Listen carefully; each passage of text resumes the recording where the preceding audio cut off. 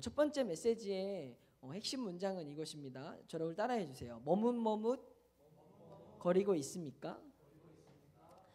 여러분, 머뭇거리고 있습니까? 이게 무슨 말이냐면 이스라엘 백성들은요, 하나님과 다른 우상을 지금 같이 섬기고 있었어요. 그들이 다른 우상을 섬겼던 이유는요, 그냥 타락했기 때문에, 그냥 그 사람들이 나쁘기 때문이라고만 생각하기엔 우리가 너무 쉽게 말하는 거예요.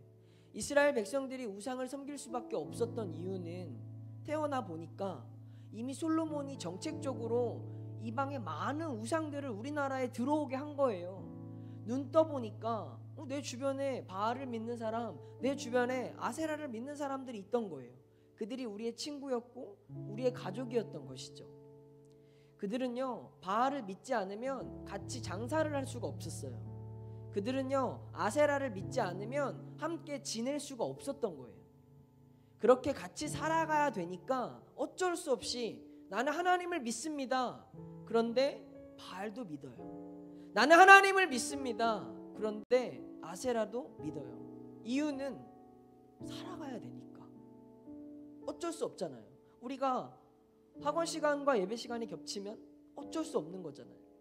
시험과 예배가 겹치면 어쩔 수 없는 것처럼, 이렇게 어쩔 수 없이 하나님과 다른 이방신을 섬겼던 이스라엘 백성들이 하나님은 너무나 미웠어요. 하나님은 이들을 용서할 수가 없었어요. 왜냐하면 십계명에 분명히 말씀하셨거든요. 나 외에 다른 신을 섬기지 말라고. 그래서 하나님이 이 땅을 벌하시기 위해서 이스라엘에 비를 내리시지 않습니다. 엘리야, 오바댜, 이런 하나님의 사람들을 통해서 그 땅을 하나님이 심판하시기로 마음을 먹으셨어요. 그런데 그 이스라엘을 다스렸던 왕의 이름이 아합이거든요. 누구라고요? 아합. 아합 왕이요, 하나님이 자기들을 벌한 걸 알면서도 그 문제를 자기의 힘과 능력으로 해결하려고 노력했어요. 어디든 물이 있는 곳을 찾아보아라. 그리고 이 모든 문제의 원인을 자기들이 우상을 섬긴 것이 문제가 아니라 하나님의 선지자인 엘리야 때문에 자기들이 벌을 받고 있다고 엘리야를 찾아 죽이라고 이야기한 거죠. 마치 우리들의 모습과 똑같습니다. 뭔가 문제가 생기면 엄마 때문이야, 아빠 때문이야, 걔 때문이야, 누구 때문이야. 얘만 없으면, 이것만 아니면 나 아무 문제 없었을 텐데, 우리는 문제를 만날 때마다 그 문제가 결국 나 때문인 것이 아니라 다른 이유, 다른 원인 때문이라고 생각을 많이 했잖아요. 마찬가지로 아합 왕은 하나님의 선지자 엘리야를 찾아서 죽이려고 합니다. 엘리야는요, 자기를 죽이려고 했던 아합 왕을 피하지 않았다고 말합니다. 오늘 우리가 읽을 열왕기상 16장 18절 말씀에는요, 이렇게 말합니다. 내가 이스라엘을 괴롭게 한 것이 아니라 당신과 당신의 아버지의 집이 괴롭게 하였으니 이는 여호와의 명령을 버렸고 당신이 바알들을 따랐음이라.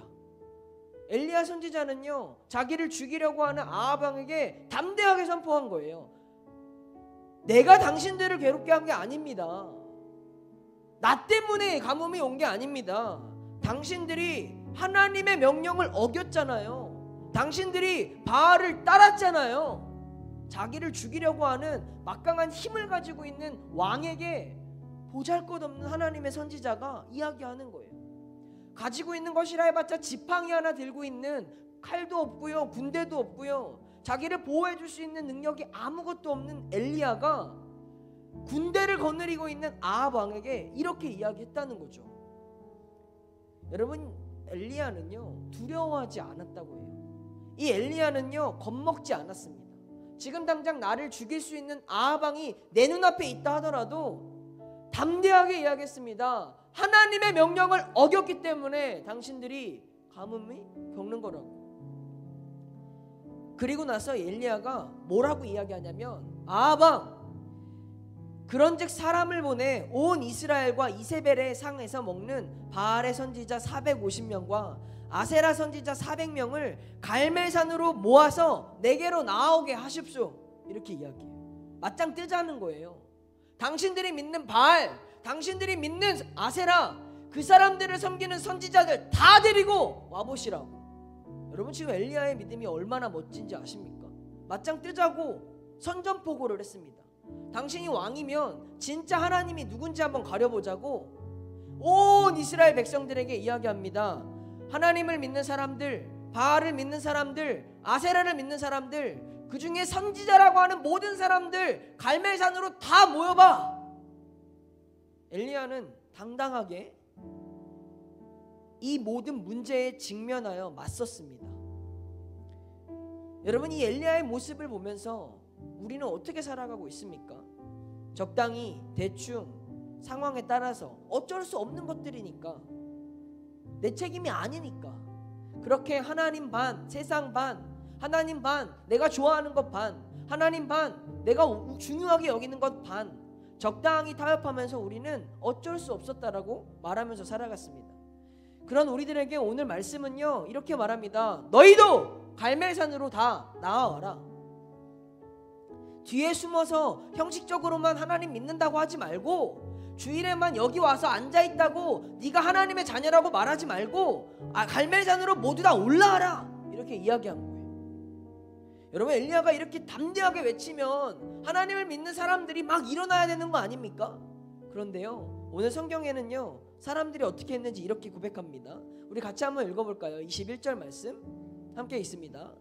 엘리야가 모든 백성에게 가까이 나아가 이르되 너희가 어느 때까지 둘 사이에서 머뭇머뭇하려느냐? 여호와가 만일 하나님이면 그를 따르고 바알이 만일 하나님이면 그를 따를지니라 하니 백성들이 한마디도 대답하지 아니하는지라. 여러분, 이스라엘 백성들이요 아무도 대답하지 못했대요. 자기들이 하나님 믿는다고 했으면서, 자기들을 여기까지 인도해 주신 분이 하나님이라고 고백을 해왔으면서 엘리야가 나오라고 담대하게 하나님을 믿는 사람들 하나님을 따르고 바알을 믿는 사람들 바알을 따라보라고 말하니까 이스라엘 백성들이요 머뭇 거렸다고 합니다. 그렇게 담대하게 외친 엘리야 옆에는요 아무도 없었어요. 바알의 선지자 450명, 아세라 선지자 400명, 하나님을 따르는 하나님의 선지자 1명이었다라는 거예요. 여러분, 450명이 몇 명인지 모르죠. 여기 30명 있어요. 450명은 여러분 학교 전교생인 거예요. 어쩌면 학교 전교생보다 많은 숫자일 수 있어요. 이 싸움은요 아세라 선지자 400명은 나오지 않았다고 합니다. 바알을 따르는 선지자 450명이 어디 한번 누가 진짜 하나님인지 겨뤄보자 하고 갈멜산으로 올랐어요. 450명 대 하나님의 선지자 1명인 엘리야가 싸웁니다. 여러분은 어느 편에 서시겠습니까? 이스라엘 백성들이 머뭇거릴 때는 이유가 있었던 거예요. 왜냐하면 바알을 따르는 아합 왕과 이세벨이 얼마나 극악무도한 사람들이냐면, 만약에 하나님을 따른다고 나갔다간 당장 죽여버리거나 먹고 살지 못하도록 그 사람들을 핍박할 수 있는 힘과 능력을 가졌으니까. 머리로는 알고 있었어요. 하나님을 선택해야 된다는 것을, 하나님이 진짜 하나님이라는 걸 알고 있었어요. 그런데 움직일 수 없었던 건 어쩔 수 없는 내 앞에 놓여진 현실, 문제, 형편, 진로, 미래, 먹고 사는 이러한 문제들이 너무나 중요했으니까 당장 피해볼까봐, 손해 입을까봐 이러지도 저러지도 못하고 머뭇거린 거예요. 오늘 말씀은요 이 이스라엘 백성들에게만이 아니라 오늘 우리에게도 질문합니다. 하나님이 만약 하나님이라고 믿는다면 여러분 나아가십시오. 여러분이 믿는 돈이나 여러분이 믿는 친구나 여러분이 중요하다고 생각하는 이 세상의 모든 조건들, 그것보다 하나님이 더 중요하다면 여러분 나아오라고 말씀하십니다. 언제까지 머뭇거리고 계시겠습니까? 어쩔 수 없으니까요. 하나님 그때는 그럴 수가 없었어요. 하나님 다 아시잖아요 라고 말하면서 머뭇거리고 주위 사람들의 시선과 내 앞에 놓여진 현실만 바라보면서 아무 말도 하지 못하고 있는 우리들을 향해서 하나님이 말씀하시는 거예요. 언제까지 머뭇거리고 있을 거냐? 그러면서도 당신이 그리스도인이라고 말할 수 있겠습니까? 그러면서도 하나님이 나의 하나님이라고, 그러면서도 하나님이 나의 아버지라고 말하실 수 있겠습니까? 주변 사람들은 여러분을 교회 다니는 그리스도인이라고 부르십니까? 아니면 교회 다닌다고 말했을 때 너도 교회 다녔어? 야, 네가 교회를 다닌다고? 어떤 말을 들으면서 살아가십니까? 하나님은요, 마음속으로만 하나님 잘 믿고 교회 열심히 다니는 그런 사람들을 찾는 게 아니라, 오늘 이 시간 나는 보잘것없어도, 나는 대단한 능력이 없어도, 실력이 없어도 나는 여호와 하나님이 나의 하나님이라고 담대하게 나아갈 수 있는 그런 사람을 찾으십니다. 우리 하나님이 능력이 없어서 우리를 인생을 책임져 주시지 않는 게 아니라는 거예요. 우리 하나님이 능력이 없어서 여러분을 공부 잘하게, 여러분을 이거 잘하게, 여러분을 탄탄대로로 인도해 주시지 않는 게 아니라고요. 하나님은 능력이 없는 게 아니라 앞에 나오지 않는 우리들을 향해서 네가 언제까지 머뭇머뭇거릴 거냐고 묻고 계십니다. 지금은 내 맘대로 살아갑니다. 그러나 반드시 우리도 심판을 받습니다. 나에게는 절대 안 좋은 일이 안 일어날 거라고요. 우리 엄마 아빠가 날 위해 기도해 주니까 괜찮을 거라고요. 여러분, 그것은 다 착각입니다.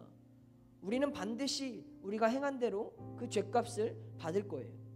하나님이 우리를 너무나 사랑하시지만 우리의 죄는 면하실 수 없는 것처럼, 이 시간 우리가 하나님 앞에 바알과 아세라, 하나님, 그 중에 하나님을 온전히 따른다고 고백하지 않으면, 머뭇머뭇거리고 있으면 하나님도 당신을 절대로 사용해 주시지 않을 거예요.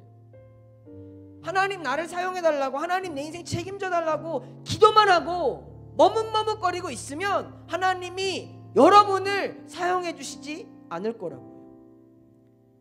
사랑하는 우리 청소년 여러분, 머뭇거리지 말고 믿음으로 나아갑시다.